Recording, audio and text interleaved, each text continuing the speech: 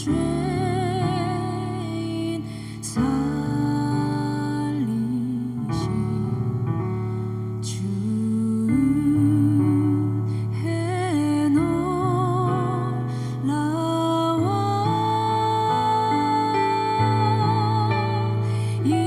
잃었던 생명 찾았고 광명으로 떴네.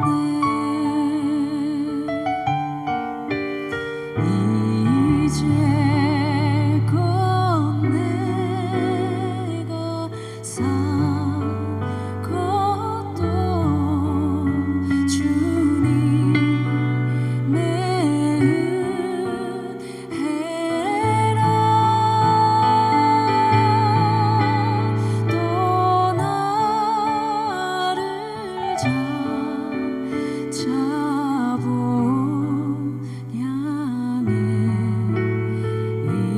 인도해 주시리.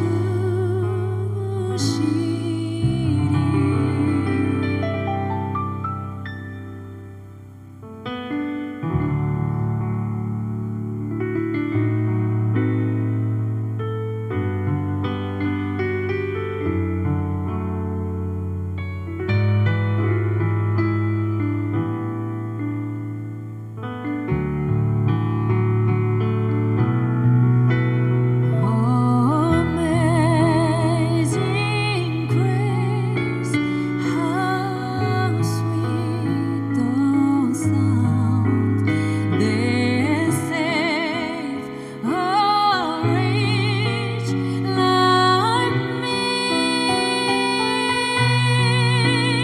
I once was lost, but now I'm found. Was blind, but now I see. I once was lost, but now I'm found. Was blind, but now I see. Was blind, but now I see.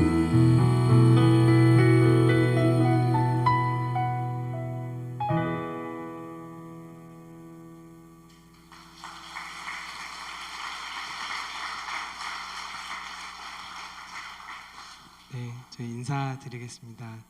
저희는 같이 걸어가기라는 팀이고요. 저는 이 팀에서 노래를 만들고 또 노래를 소개하고 있는 작곡가 염평안입니다. 반갑습니다. 네, 안녕하세요. 만나서 반갑습니다. 같이 걸어가기 위해서 노래하고 있는 조찬미입니다. 네, 안녕하세요. 만나서 반갑습니다. 같이 걸어가기 위해서 노래하고 있는 임성규입니다. 네, 이렇게 귀한 또 예배 자리에 저희를 초대해 주셔서 너무 감사하고 오늘 함께 좀 찬양 나눌 때 저희 그 마음과 또 힘을 다해서 함께 찬양하도록 하겠습니다.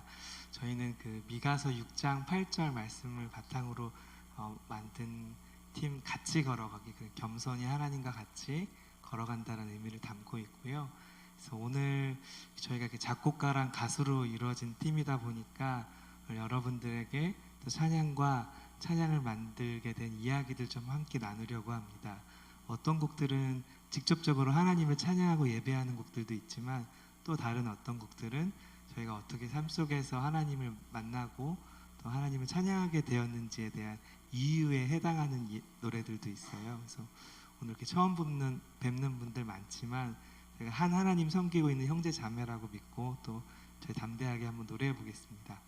사실 저희가 그 작년 10월에 두드림교회 청년부들을 한번 만난 적이 있습니다. 그래서 오늘 두 번째로 오는 거라서 가끔 이렇게 두 번째 교회 갈 때 그때 계셨던 담임 목사님과 또 여러분들 계셔서 좀 긴장이 될 때가 있어요. 또 했던 얘기를 또 해야 되는 경우도 있고.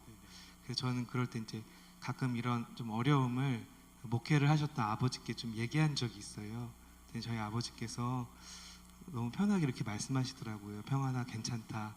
성도님들은 지난주 설교도 기억 못한다. 네, 이런 얘기하셔서 오늘 좀 편한 마음으로 또 한번 찬양 나눠보도록 하겠습니다. 저는 경기도 용인에 있는 시골 교회에 다니고 있는데요. 제가 다니고 있는 교회에서는 매년 12월 마지막 주 수요 예배 때나 주일 예배 때 간증 집회를 합니다. 어떤 목사님이나 장로님 또는 유명한 연예인을 초청하는 그런 집회가 아니라 저희 교회에 계신 성도님들이 한 분 한 분 준비하셔서 한 해 동안 하나님과 함께 했던 간증들을 나눠주는 시간이에요.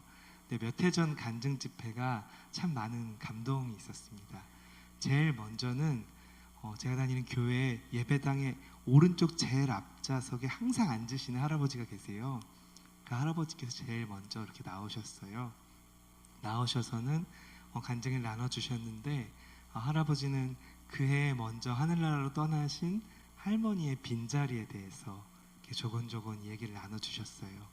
여든이 넘으셨으니까 전쟁을 겪으셨고 참 지독한 가난과 삶의 굴곡들이 참 많았는데 우리 부부가 하나님을 믿고 교회 안에서 여기까지 살아오면서 참 큰 축복들이 있었다고 얘기하시면서 이제 나에게 남은 날이 얼마인지는 잘 모르겠지만 내가 우리 주님 만나는 그날까지 그리고 사랑하는 아내 다시 만나는 그날까지 내가 끝까지 주님 열심히 섬기겠다고 간증 나눠주시는데 눈물이 핑 돌 정도로 너무 감동이 되더라고요. 그 내려가시면서 갑자기 마이크 잡으시더니 형제님들한테 아내한테 잘해 이러고 내려가셨어요. 네, 그 말씀 또한 참 많은 감동이 됐습니다. 그리고 또 그 해에는 입양을 통해서 넷째 아이를 가족으로 맞이한 집사님 부부의 간증도 있었는데요. 아이를 가슴으로 품게 되기까지의 그 이야기들 전해주시면서 또 하나님께서 우리를 그분의 양자 삼아주신 그 은혜에 대해서 생각할 수 있는 참 귀한 시간이었고요.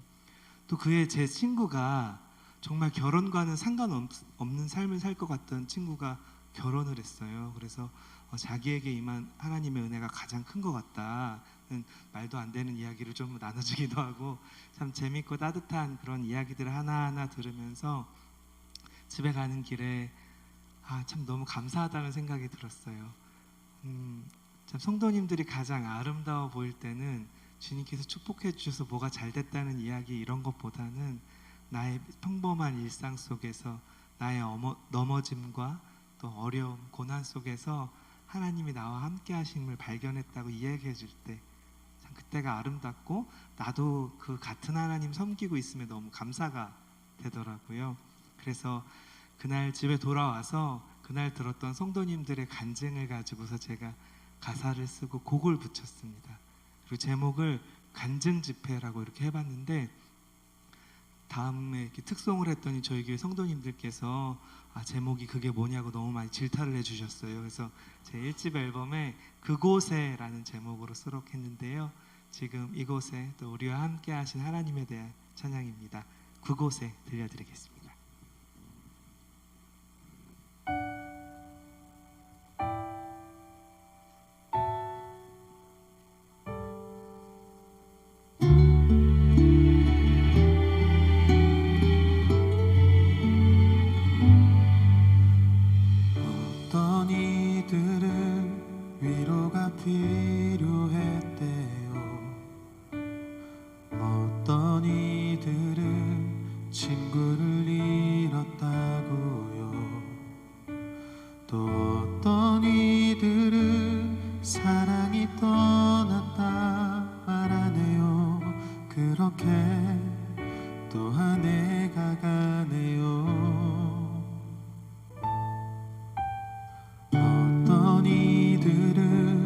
축하받을 일이 있었고 어떤 이들은 가족이 생겼다네요.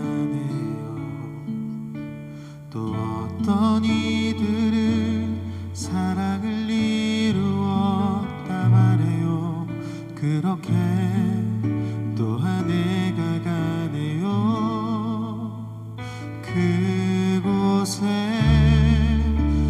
그대 서 있던 그곳에 그대 울고 웃던 그 자리 그 시간에 그대와 함께 울고 웃으시던 우리 하나님 거기 계셨죠.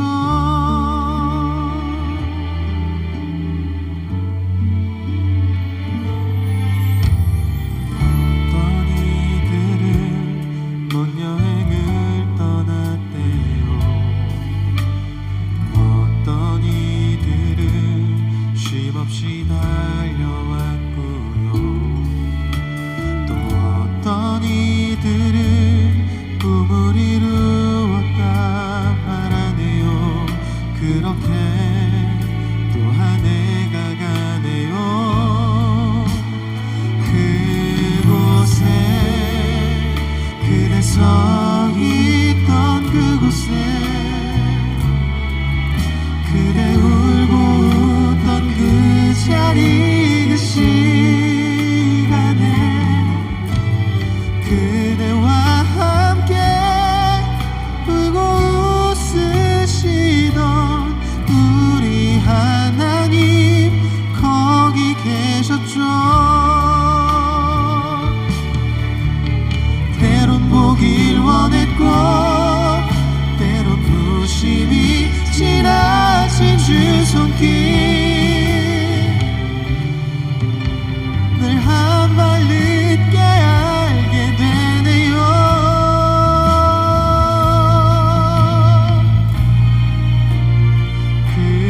그곳에 그대 서 있던 그곳에 그대 울고 웃던 그 자리 그 시간에 그대와 함께 울고 웃으시던 우리 하나님 거기 계셨죠. 하나님 지금 여기 계시죠.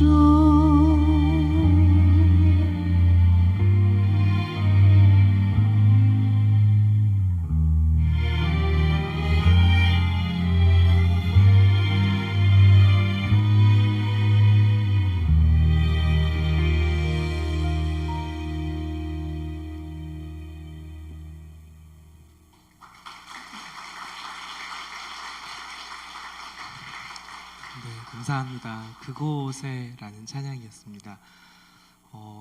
저희가 보통 교회를 이렇게 다니면서 여러 교회를 다니면서 노래를 하고 이렇게 찬양을 나누는데요.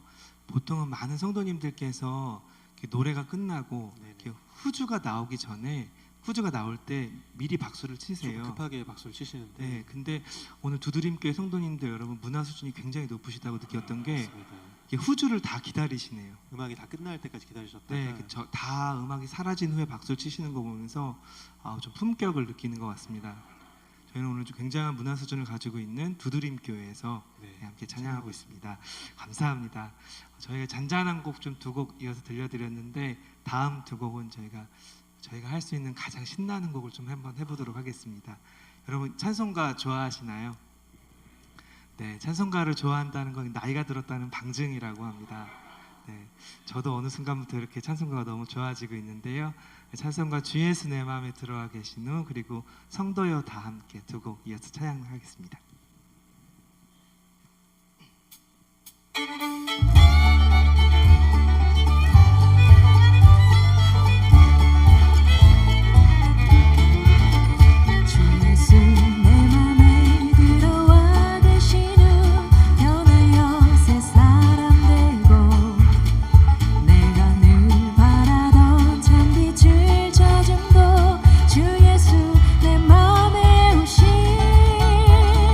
주 예수 내 맘에 오신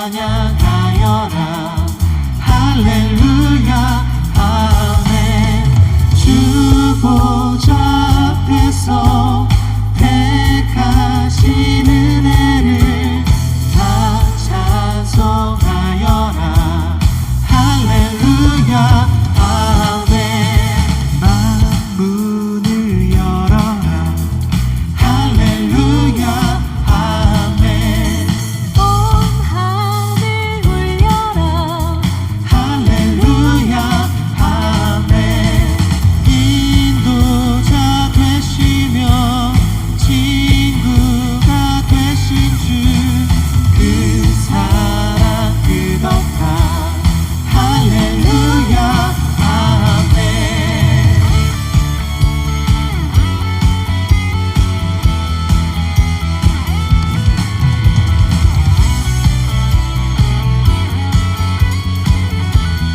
주 찬양하여라 주 찬양하여라 할렐루야 아멘 찬양은 끝없다 할렐루야 아멘 거룩한 집에서 주 종길이며 늘 찬송 부르자 할렐루야 아멘 거룩한 집에서 주 종길이며 늘 찬송 부르자 할렐루야 아멘 할렐루야 아멘 할렐루야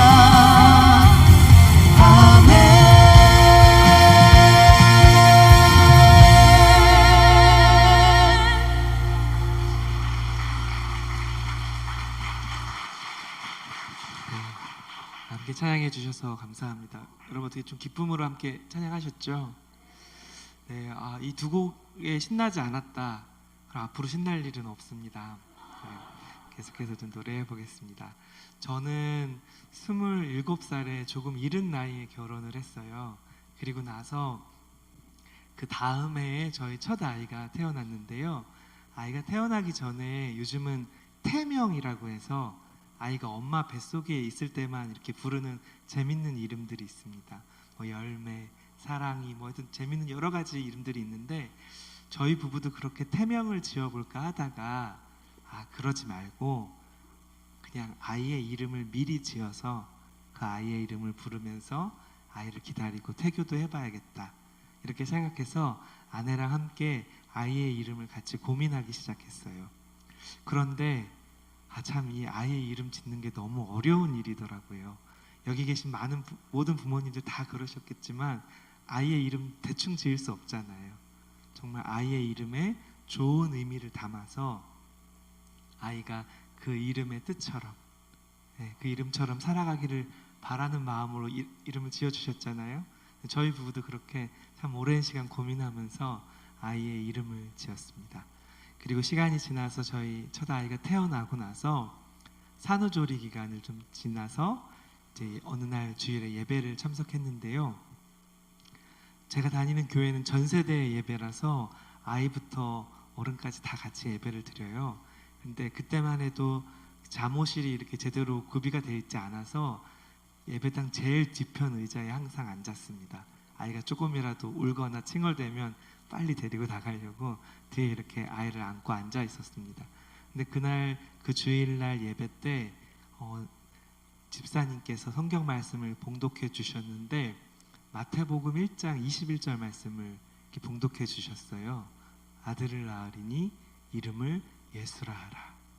이는 그가 자기 백성을 그들의 죄에서 구원할 자이심이라 하니라. 어린 시절부터 교회 다녔던 저에게는 이 말씀이 새롭거나 그런 말씀은 아니었습니다. 그런데 그날 그 말씀이 저에게 조금 특별하게 그리고 재미있게 다가왔어요.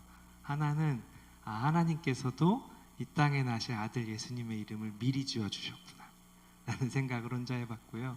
그리고 조금 더 이런 것들을 생각해보고 묵상해 보니까요, 이 예수님께서는 그 이름처럼 이름의 뜻대로 사셨구나라는 생각을 해보게 되었어요.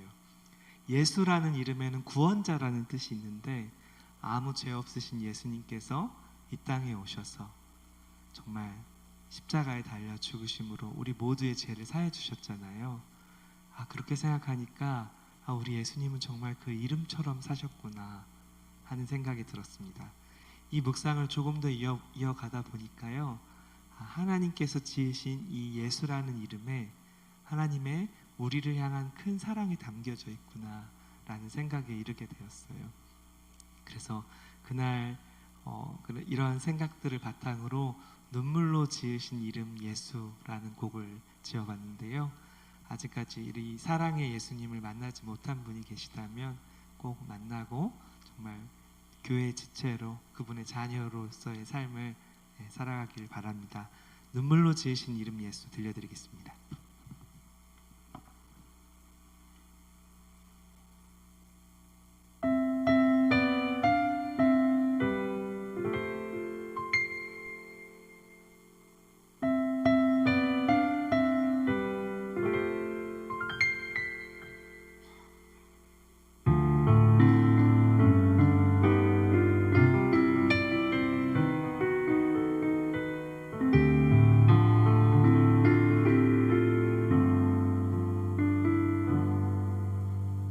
어떤 이름이 좋을까?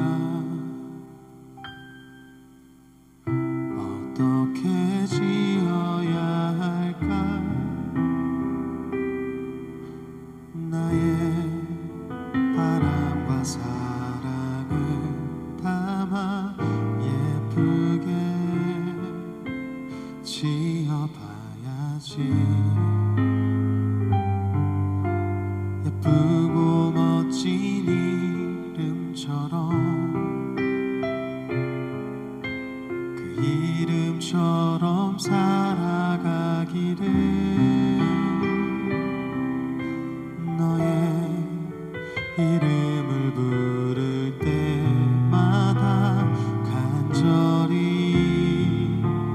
기도할 거야. 아주 오래전 우리 하나님 이 땅에 나신 아들의 이름은 온 세상 사람 구원하라고 예수라 이름 지으셨구나. 죽음으로 생명 주는 길, 십자가 그 길 걸어가라고, 그 이름처럼 살아가라고 지으신 눈물의 이름이구나.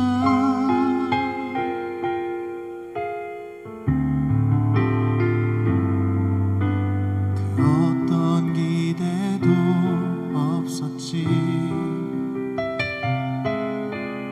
펼쳐질 삶을 알았기에 모두 다 알고 견뎌야 했던 그 눈물의 삶. 아주 오래전 우리 하나님 이 땅에 나신 아들의 이름은 온 세상 사람 구원하라고 예수라 이름 지으셨구나. 죽음으로 생명 주는 길,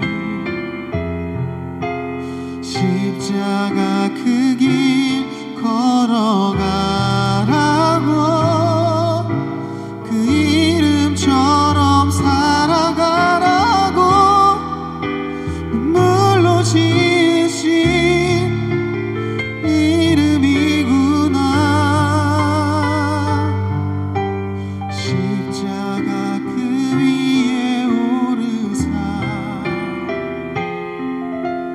그 피로 내 죄 씻으신 주님, 그 이름처럼 사신 예수님, 오 예수, 아름다운 그 이름, 눈물의 이름 예수.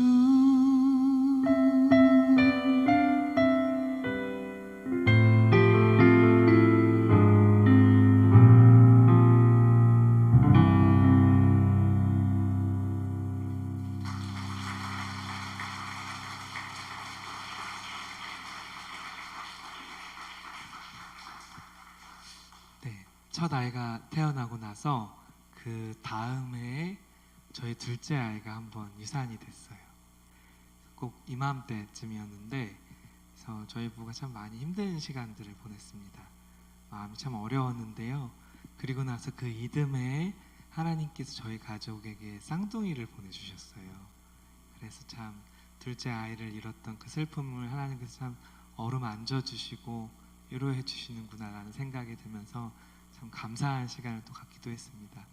아이들이 엄마 뱃속에서 건강하게 잘 있다가 태어났으면 너무 좋았을 텐데 23주 즈음에 아내의 몸이 좋지 않아서 병원에 가게 되었어요. 갔더니 의사 선생님께서 지금 아이를 출산해야 될 수도 있겠다라고 얘기하시더라고요. 그러면서 그런데 지금 아이들이 태어나면 살 수 있는 확률이 거의 없다라고 이렇게 얘기하셨어요. 제가 그 얘기를 들었을 때가 30살이었는데 제가 그때까지 들었던 모든 말들 중에 제일 이렇게 어렵고 이렇게 받아들이기 어려운 말이었던 것 같아요. 이미 한 아이를 잃었던 슬픔을 가진 우리 부부가 이번에 두 아이를 잃는다면 동시에 우리가 감당할 수 있을까? 너무 어려운 마음에 하나님께 간절히 기도하면서 하나님 제발 저희 아이들 좀 살려달라고 이렇게 눈물로 부르짖는 시간들을 지냈습니다. 의사 선생님께 어떻게 하면 아이를 좀 이렇게 출산을 미룰 수 있냐고 물어봤더니 뭐 할 수 있는 것도 없더라고요. 그냥 병원에 누워서 가만히 하루라도 좀 더 아이가 늦게 나오길 바라는 방법밖에 없다고. 그래서 아내와 정말 저는 성경에 나오는 안진뱅이나 38년 된 병자처럼 아무것도 할 수 없이 그냥 누워서 하나님께 은혜를 구하는 것밖에 할 수 있는 일이 없었어요. 그런데 하나님께서 저희 아이들에게 엄마 뱃속에서 5주라는 시간을 더 있게 해주셨습니다. 어떻게 보면 그때가 제 인생에서 가장 하나님을 가까이 만나고 체험했던 시간들인 것 같아요. 아무 일 없이 지나간 하루가 그렇게 선물 같고 감사했던 시간들이었습니다. 그리고 이제 29주가 되었는데 더 이상 출산을 미룰 수는 없다고 하셔서 저희 아이들이 그때 태어났습니다. 저희 아이들은 1.38kg, 1.41kg로 태어났고요. 두 아이 다 태어나면서부터 뇌출혈이 있었습니다. 그리고 한 아이는 폐가 더 좋지 않아서 두 아이 모두 결국 신생아 중환자실에서 산소호흡기를 끼고 오랜 시간 좀 치료를 받아야 했습니다. 그럼에도 불구하고 저희 부부는 일단 아이들이 세상에 태어났다는 것이 너무 감사했고 정말 하나님께서 허락하시면 이 아이들 정말 잘 키우고 싶은 마음에 아내와 의지를 다지면서 그 힘든 시간들을 좀 견뎠습니다. 그리고 나서 긴 시간이 지나면서 아이들이 조금씩 건강을 회복했어요. 그러면서 정말 이제는 아이들을 어떻게 키워야 될까 함께 고민하는 시간이 찾아왔습니다. 그래서 여러 가지 말씀도 찾아보고 성경 관련 신앙도서, 또 자녀 양육서, 세미나 이런 것도 참석해 보면서 아내랑 많은 시간 고민을 함께 나누었어요. 어떻게 하면 우리 아이들 잘 하나님 안에서 키울 수 있을까? 그러다가 아내가 먼저 최에스더 사모님이 쓰신 성경으로 아들 키우기라는 책을 읽고 그 책의 내용이 너무 좋다고 저도 꼭 읽어보라고 하더라고요. 그래서 그 책을 읽다가 저는 태어날 때부터 교회 다녔는데 한 번도 들어보지 못했던 성경 인물 요게벳이라는 인물을 만나게 되었습니다. 요게벳은 출애굽기에 처음 등장하는데요. 제가 어린 시절부터 교회 다녔으니까 출애굽기까지는 정말 많이 읽었었거든요. 이게 보통 성경 일독할 때 창세기부터 하시잖아요. 그렇죠. 네, 네 여기 누드림교회도 성경 일독 하시죠. 네, 그래서 저도 제가 보니까 많은 그 모태신앙 성도님들께서 창세기 박사세요. 예, 누가 몇 살에 죽고 이런 것까지 다 기억하세요. 출애굽기도 거의 네. 뭐 그러니까 집안 사정처럼 잘 아시는데 네, 집안 사정처럼 잘 알고. 출애굽기까지. 네. 그렇죠, 맞아요. 레이기가 정말 성경 일독의 위기죠. 거기서부터 많이 무너지시고 포기하시고 네, 이제 뒤로부터 읽을까 신약부터 읽을까 순서 고민하시는데 바꿔서 읽으시고 이제. 맞아요. 근데 저도 그래서 출애굽기까지는 진짜 많이 읽었었는데 왜 이 인물을 도대체 들어보지도 못했을까 생각해 보니까 너무도 잘 알고 있다고 생각하는 이 성경 인물 모세의 이야기를 그 태어난 것들을 제가 유심히 살펴본 적은 없더라고요. 근데 그 책에서 이 출애굽기 2장 그러니까 모세가 태어나는 그 장면을 모세가 아닌 부모 입장에서 이렇게 그 책을 서술한 내용을 보면서 다시금 성경을 읽어보게 되었습니다. 그랬더니 배경이 이렇습니다. 이집트의 고센 땅에 야곱의 자손들이 모여서 살았는데요. 70년이라는 긴 시간이 지나면서 점차 수가 많아지고 강성해진 겁니다. 그래서 이를 억누르기 위해서 요셉을 알지 못하던 이집트의 왕 바로는 갓 태어난 히브리 남자아이를 다 죽이라는 명령을 내립니다. 산파들을 시켰는데 산파들이 그 말을 듣지 않자 군사들을 시켜서 이 갓 태어난 히브리 남자아이를 나일강에 던져 죽이라는 아주 극악무도한 명령을 내립니다. 그때 이 요게벳과 남편 아므람이 아이를 가진 겁니다. 요즘과 같이 아이의 성별을 미리 알 수 있는 시대가 아니었잖아요. 그랬기 때문에 이들은 아마도 아이가 태어날 때까지 굉장히 초조하고 불안한 시간을 보냈을 것입니다. 시간이 지났고 아이는 남자아이였습니다. 성경을 보면 이들 부부가 하나님을 신뢰함으로 왕의 명령을 두려워하지 않고 아이를 숨겼다라고 얘기합니다. 그런데 석 달이라는 시간이 지나고 그러니까 아이가 한 100일 정도 된 겁니다.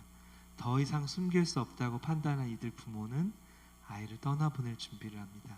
2장 4절을 보면요.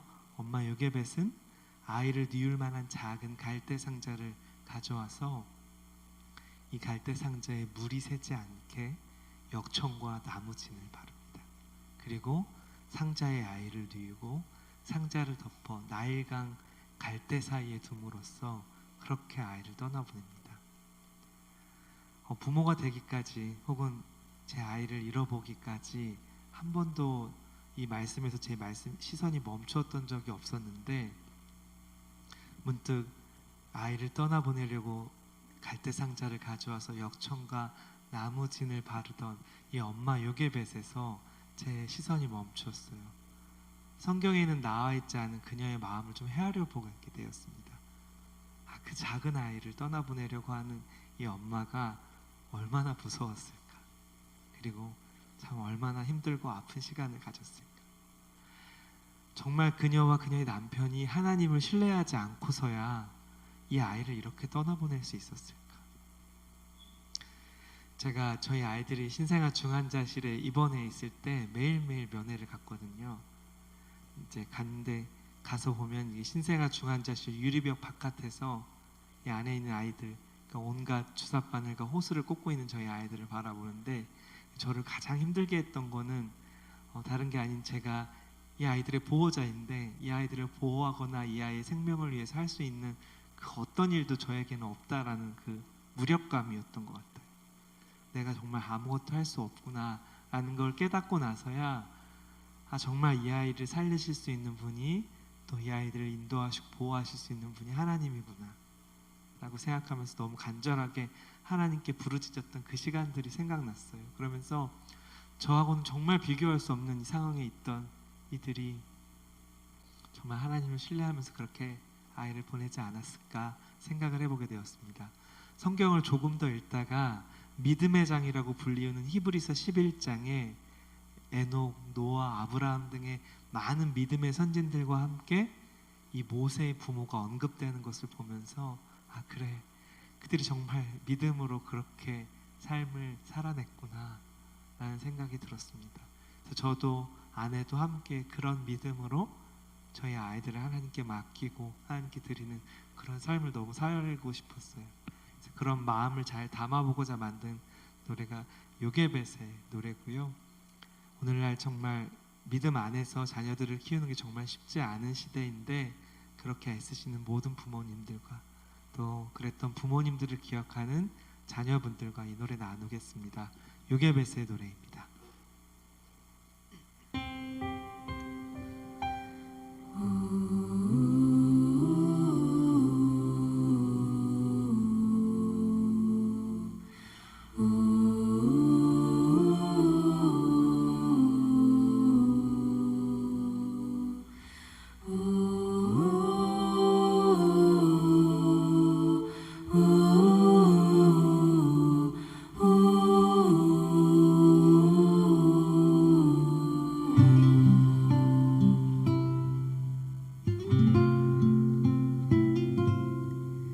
작은 갈대 상자 물이 새지 않도록 역청과 나무 진을 칠하네. 어떤 마음이었을까 그녀의 두 눈엔 눈물이 흐르고 흘러 동그란 눈으로 엄마를 보고 있는 아이와 입을 맞추고 상자를 덮고 강가에 띄우며 간절히 기도했겠지.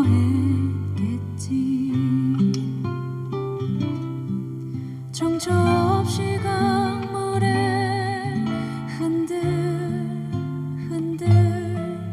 흘러내려가는 그 상자를 보며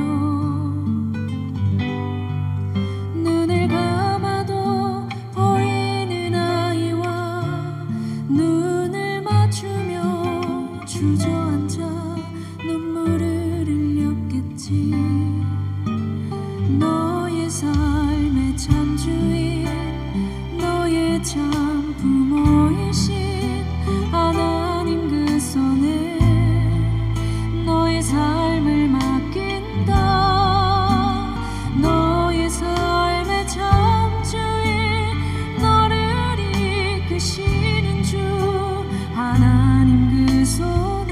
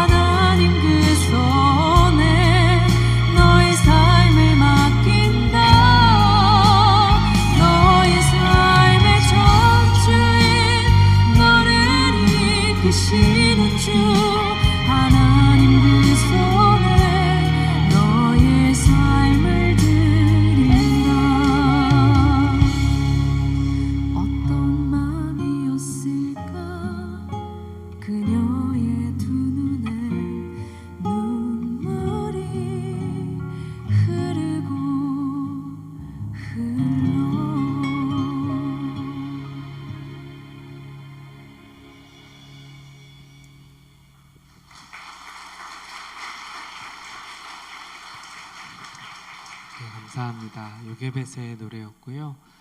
감사하게 저희 아이들은 지금 너무 건강하게 잘 컸고요. 지금 시간이 많이 이 노래를 쓴 지 제가 10년이 지났어요. 그래서 저희 아이들이 지금 15, 13살 이렇게 되고요. 지금 한참 사춘기입니다. 그래서 제가 요즘 참 이 노래를 불러도 되는 아빠인가 늘 아침마다 좀 저를 돌아보면서 오긴 해요. 그리고 정말 그때도 한번 말씀드렸는데 가끔은 그러면 안 되지만 할 수만 있다면 이 새 아이를 나일강으로 보내고 싶다. 네, 이런 생각도 하긴 합니다. 저 어느 교회 가서 얘기를 한번 했는데 끝나고 나서 담임 목사님께서 나오시더니 우리 아이도 같이 보내고 싶다고 자리 있냐고. 자리 있냐고도 물어보셨어요. 좀 이런 시기인데 아이들이 정말 이제는 하나님을 인격적으로 만나는 시기에 있어서 이 아이들이 정말 하나님 나라와 또 교회와 복음을 사는 아이들이 되길 좀 기도하는 마음으로 요즘을 보내고 있습니다. 저희 이제 마지막 곡을 좀 들려드리려고 하는데요. 저는 어려서부터 지금까지 계속 한 교회에 다니고 있어요. 그러면서 그러니까 40년 넘게 계속 같은 교회를 다니고 있고 저희 가족들과 친척들도 저희 교회 많고요. 또 아버지는 뒤늦게 목회를 시작하셔서 부목사님으로 20년 정도 이렇게 활동하시고 이제 은퇴를 하셨고, 그래서 어쨌든 제 삶의 가장 중심에 저도 항상 교회가 있었고요. 너무 저희 교회를 사랑하고 그렇습니다. 가장 잊혀지지 않는 기억 중에 하나는 제가 중학교 2학년 때쯤이었던 것 같아요. 저희 교회가 원래 한 40명, 40명 있던 교회였는데 그때 당시 성도님들이 한 80명 정도까지 조금 늘어나면서 도저히 이제 어떻게 앉을 수가 없는 거예요. 그래서 아이들은 밖에 나가 있고 막 이러기도 했었는데 이제 교회 성도님들께서 고민하시다가 예배당을 아무래도 새로 지어야 될 것 같은데 또 시골이고 하고 다들 어렵게 사시니까 어떻게 해야 될까 고민하다가 이제 기도하던 중에 이제 저희 교회 원래 있던 예배당 건너편에 부지가 이렇게 났다 그래서 거기에 새롭게 예배당을 건축하게 되었어요. 그런데 교회가 정말 돈도 없고 그러니까 저희 교회 목사님들을 비롯해서 장로님, 집사님들, 형제 자매님들이 모두 예배당 짓는데 늘 나와서 거두셨거든요, 일을. 그래서 저희 아버지도 어머니도 항상 그때는 아버지가 목회를 시작하시기 전인데 그냥 회사에 휴가 내고 늘 거기에 가서 일하셨고, 저도 이제 끝나고서 학교가 끝나고 교회 예배당으로 가면 이제 집사님들께서 평안이 왔어, 그 장갑 껴 그러면서 이제 빨간 장갑 끼고 이렇게 철근 조이거나 이렇게, 그때 제가 좀 목재 용어를 좀 알았는데 오비끼 나비끼 이렇게 해당하는 그 나무 들어서 옮기고 이런 일을 같이 했어요. 할머니들 또 아주머니들 다 오셔서 참 도와주시고 일 소일거리 해주시고 그러면서 저에게 성도님들이 다 같이 그렇게 예배당을 지었거든요. 근데 그해 여름에 저희를 제가 중고등부를 너무 사랑해 주시는 중고등부 부장 집사님께서 저를 부르시더니 평안아, 그 친구들이랑 교회 새롭게 지어질 예배당 앞에서 텐트 쳐줄 테니까 캠핑하지 않겠냐고 물어보셨어요. 그때는 캠핑 이런 게 잘 없었거든요. 용어가 잘 예. 안 썼죠. 네. 근데 너무 신나는 거, 설레는 거예요. 새롭게 지어질 예배당 앞에서 이렇게 친구들과 같이 밤새 놀 수 있다니까 얼마나 좋아요. 그래서 그때 캠핑을 했었는데 나중에 알고 보니까 저희 교회가 너무 시골에 인적이 드문 곳에 있어서 가끔 밤에 건축자재를 훔쳐가는 분들이 계셨대요. 그래서 경비서라고. 네, 중학교 2학년이었는데 지금 같았으면 정말 큰일 날 일인데 그때 저희는 또 너무 즐겁게 그렇게 교회 앞에서 밤새 라면 끓여 먹고 이렇게 놀면서 대부분은 시시콜콜한 이야기들 했지만 가끔은 그런 이야기도 꼭 나눴었거든요. 이 새로운 예배당에서 우리 예배드리면 얼마나 좋을까. 주일학교 하고 나서 좁으니까 애들은 예배 시간에 밖에 나가 있으라 그러고 그러셨거든요. 어쩔 수 없으니까. 그런데 우리가 다 같이 예배 드리고 또 악기나 이런 것도 다 새로 사주신다 그러니까 찬양팀 같이 이렇게 해서 예배 드리면 얼마나 좋을까 이런 얘기도 했고, 그때 중고등부 부장 집사님이 저희를 너무 사랑해 주셔서 저희 장래 희망이 다 중고등부 부장 집사였거든요. 네, 그래서 우리도 나중에 나이 들면 중고등부 교사 하자 이런 얘기도 나누면서 미래를 그려봤던 그런 기억들이 있습니다. 시간이 많이 지났고 저희 교회는 그동안 정말 많은 일들이 있었지만 많이 성장하고 성도님들도 많이 늘어나고 튼튼해졌어요. 근데 저를 돌아보니까 제가 어느덧 그 부장 집사님의 나이보다 많은 나이가 됐는데 나는 그럼 어떤 교회가 되었나 생각해 보니까 저는 제가 그리고 꿈꿨던 그런 건강하고 튼튼한 교회로 잘 이렇게 크진 못했다라는 생각이 좀 많이 들곤 했어요. 결혼을 하고 나니까 우리 가족 말고 다른 가족 챙기는 게 왜 이렇게 어려운 건지, 그때 성도님들은 어떻게 그렇게 사랑으로 이웃을 섬기고 교회를 섬기셨지? 생각하니까 저는 그런 마음이 없는 것 같다는 생각이 많이 들었어요. 그리고 내가 나이가 이토록 들면서 주님 더 알아가기에 힘썼나, 정말 나는 진리로 거룩하게 잘 서 있나 생각해 보니까 그렇지 못한 것 같고요. 여러모로 우리 교회가 성장하는 것에 비해서 저는 그러지 못한 교회가 되었다는 생각에 참 아쉬운 마음이 들었을 때가 참 많이 들었던 것 같아요. 그래서 정말 남은 시간 저도 소망이 있다면 주님께서 머리 되시는 교회 정말 지체로 참 사랑으로 거룩한 삶으로 참 더 잘하고 싶다는 마음이 많이 들었습니다. 그래서 제가 예배 인도를 오랜 시간 했었는데 저희 교회 성도님들과 함께 정말 좋은 성경이 말하는 그런 교회를 꿈꾸며 좀 함께 부르고 싶어서 만든 곡이에요. 그래서 오늘 마지막 곡으로 여러분들과 함께 나누려고 합니다. 교회라는 노래인데요. 이 노래 들려드리겠습니다.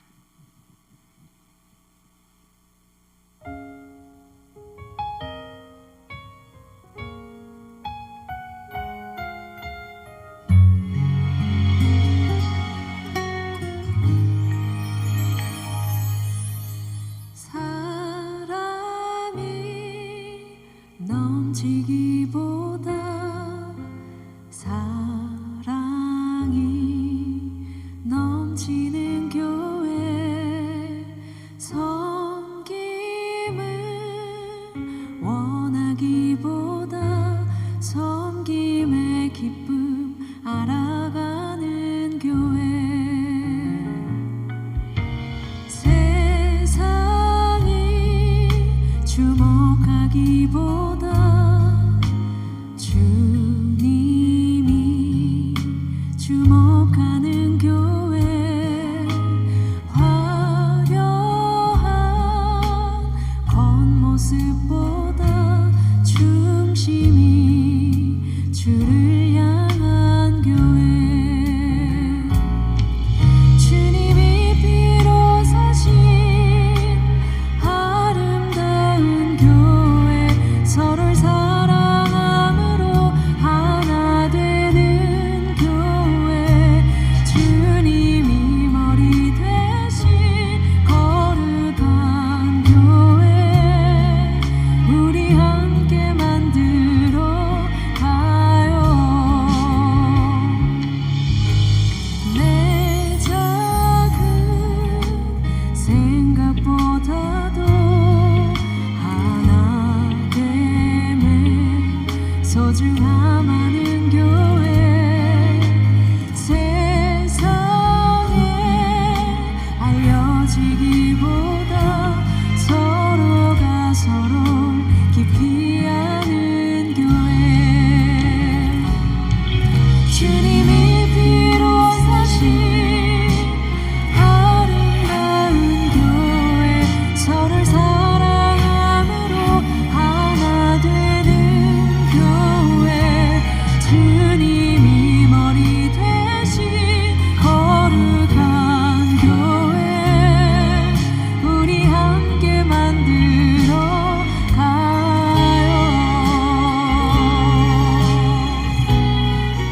두드림 교회가 정말 성경이 말하는 거룩한 교회로 계속해서 자라가시기를 저희도 함께 기도하겠습니다. 혹시 아시는 분 계시다면 같이 찬양 드렸으면 좋겠습니다.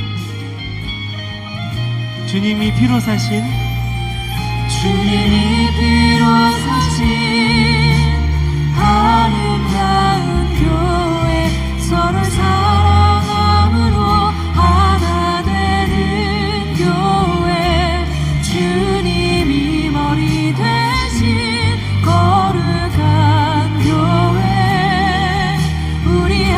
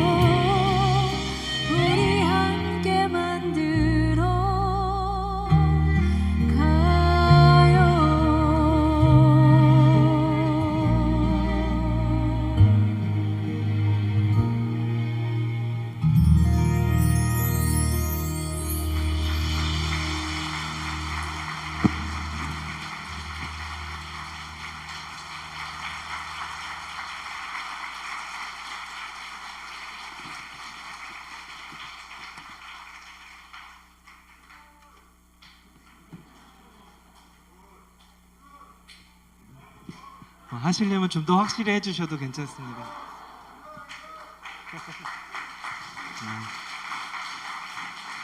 감사합니다. 저희가 너무 감사하고요.